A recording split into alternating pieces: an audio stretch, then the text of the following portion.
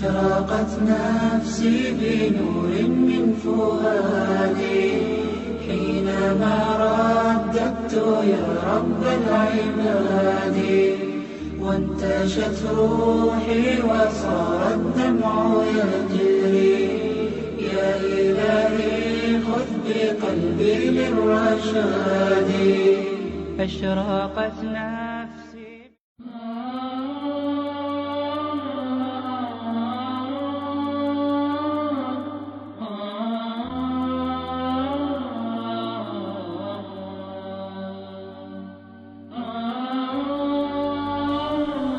সম্মানিত হাজিরিন, আলহামদুলিল্লাহ, আল্লাহ রাব্বুল আলামিনের নিয়ামত, তিনি আমাদেরকে দিন, দুনিয়া এবং আখিরাতের পরিষ্কার ধারণা দিয়ে, দিন ইসলাম দিয়ে আমাদের করণীয়, আমাদের জানা বোঝার জন্য যে জ্ঞান দান করেছেন ইসলামের মাধ্যমে, দুনিয়ার হাকিকত, মউতের হাকিকত, আখিরাতের হাকিকত বোঝার জন্য আমাদেরকে আল্লাহ তাআলা সাহায্য করেছেন।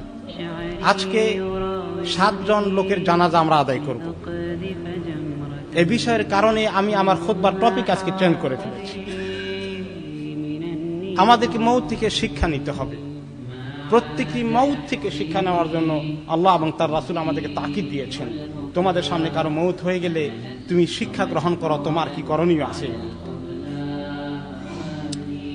মউতকে কারো মউত হয়ে গেলে আমরা তার জন্য কান্নাকাটি করি, নিজের জন্য যে কাঁদতে হবে এটা ভুলে যাই, তার জন্য কাঁদি আর মনে করি একটু বেশি করে কাঁদলেই বোধহয় সার্থক হয়ে গেল তার মউত। না, আমরা অনেক সময় ফুল দিয়ে বরণ করি, আমরা অনেক সময় তাকে সম্মান দেখার জন্য 1 মিনিট নীরবতা পালন করি, আমরা আরো বড় কিছু হয়ে গেলে 21 বার তোপধ্বনি করি, কত রকমের সাজগোজ, কত ফর্মালিটি, কত প্রোটোকল পর্যন্ত বড় বড় লোকদের থাকে। কিন্তু মৃত্যুর সময় তার কি অবস্থা হবে, তারপরে তার কবরে দিয়ে আসবে, সেখানে কি হবে, এরপরে আমার কি অবস্থা হবে, এগুলো চিন্তা করি না। 1 মিনিট নীরবতা নয়, 1 ঘন্টা নীরব হয়ে থাকলে তার 1 পয়সার ফায়দা হবে।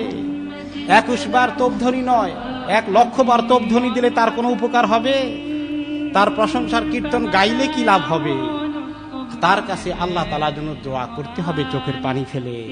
আর নিজের জন্য এই সময় আমার আসতেছে, এই প্রতিটি মৃত্যু থেকে আমার জন্য শিক্ষা নিতে হবে। এগুলো কি আমরা এভাবে নেব না? রাসূলুল্লাহ সাল্লাল্লাহু আলাইহি ওয়াসাল্লাম, এক সাহাবী বা একজন মারা গিয়েছিলেন, ওনার সময়ে এক মুসলিম মারা গেলেন। অনেক সাহাবীরা বললেন লোকটা খুব ভালো ছিল, এই করেছেন সেই করেছেন। তিনি জিজ্ঞেস করলেন, তোমাদের ভাইটা কি মৃত্যু সম্পর্কে সচেতন ছিল, মউতের পরে কি অবস্থা হবে এগুলো কোনো সময় আলোচনা করেছিল তোমাদের সাথে? সাহাবীরা বললেন, তা তো মনে পড়ে না। তখন তিনি বললেন, তাহলে তোমাদের ভাই ওইখানে নাই যেখানে থাকার আশা করেছ। মউতের কথা চিন্তা না করলে জান্নাতে সে নাই, অন্য জায়গায় আছে। তাহলে মউতের কথা আজকে আরেকজনের জন্য শুধু কাঁদবো, চোখের পানি ফেলা নয়, তার কথা বুলন্দ করে প্রকাশ করা শুধু নয়, আমার তার জন্য আল্লাহর কাছে যেমন দোয়া করা, আমার নিজের জন্য আল্লাহর কাছে সবার আগে দোয়া করা। এই জন্য জানাজা পড়তে গেলে বলি, আল্লাহুম্মা গফির লিহাইয়িনা ওয়া মাইয়িতিনা, আল্লাহ আগে আমাদের নিজেদেরকে মাফ করেন, আমার নিজের জন্য দরকার আগে, তার আগে, এরপরে মাইয়িতকে মাফ করেন। এখান থেকে শিক্ষা নিতে হবে। তো আল্লাহ তাআলা আমাদেরকে কোরআনে পাকে কথাগুলো স্মরণ করে দিয়েছেন। সূরা আল আম্বিয়ার 35 নম্বর আয়াতে আল্লাহ তাআলা বলেছেন, প্রত্যেকটি মানুষকে মৃত্যুর স্বাদ গ্রহণ করতে হবে। আর এই যে দুনিয়া সৃষ্টি করেছি, জীবন দিয়েছি, জানো কি, ভালো মন্দ, নেক এবং গুনার যে আমলের তরিকাগুলো এখানে আছে, এগুলো তোমাদের সামনে রেখে তোমাদেরকে দিয়ে আমি পরীক্ষা করিয়ে নিচ্ছি, ফিতনায় ফেলে দিয়ে তুমি কি নেকি অর্জনের রাস্তায় আছো না গুনাহ কামাই রাস্তায় তোমার দিন রাত গুজরান করছো।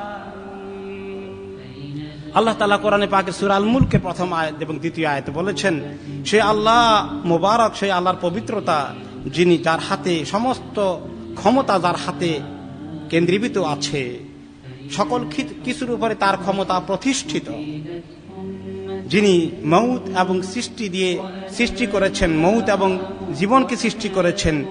এই জন্যে তোমাদেরকে তিনি পরীক্ষা করে দেখতে চান কার নেক আমল কত বেশি আছে। এটা পরীক্ষা করার জন্য, কার টাকা পয়সা কত বেশি, কার বাড়ি গাড়ি পরিমাণ বেশি, কার ক্ষমতার বল অনেক বেশি হয়ে গেছে চর্চা করে দেখো, এগুলোর জন্য নয়।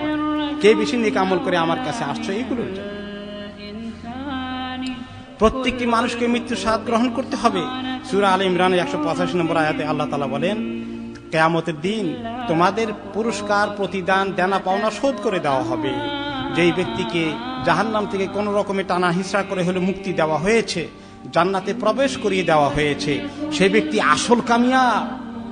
দুনিয়াতে কি ছিলাম, কত বড় কি পরিচয় ছিল আমার, এগুলো কোনো কাজে আসবে না। যেই ব্যক্তিকে জাহান্নাম থেকে মুক্তি দেওয়া হলো, জান্নাতে ঢুকিয়ে দেওয়া হলো, আসল কামিয়াবি ওইখানে হয়ে গেল। দুনিয়ার এই জীবনের চাকচিক্য কয়েকদিনের ভোগ করার বিষয় মাত্র, পার্মানেন্ট কিছু নাই। অচিরেই দুনিয়া ছেড়ে চলে যেতে হবে। আসলে এই মরে যখন যায় সব শেষ হয়ে যায় মনে হয়। এ ব্যাপারে আমাদের দৃষ্টিভঙ্গি পরিষ্কার হওয়ার জন্য বেলাল ইবনে সাদ রাহমাহুল্লাহ বলেছেন, একজন ইমাম, এই লোকেরা কোনোদিন তোমরা শেষ হবে না। যে সৃষ্টি হয়ে গেছে তোমরা কোনোদিন শেষ হয়ে যাবে না। মৃত্যুর কারণে এই দুনিয়া থেকে পরকালে কেবল তোমাদের স্থানান্তর হয়। যেভাবে পিতার ব্যাকবোনে একসময় তিনি ছিলে, সেখান থেকে মায়ের গর্ভে এসেছ, ওখান থেকে দুনিয়াতে এসেছ, এইভাবে দুনিয়া থেকে কবরে যাচ্ছ, কবরে থেকে আবার হাসরের ময়দানে হিসাব নিকাশের জন্য উঠানো হবে, সেখান থেকে আবার দুইটা ঠিকানার একটাই যাবে, হয়তো জান্নাত অথবা জাহান্নাম। তোমার এই জার্নি কোনোদিন শেষ হবে না, মরে গেলেই সব শেষ না। এই যে কেবল যাত্রা, জার্নি শুরু হয়ে গেল।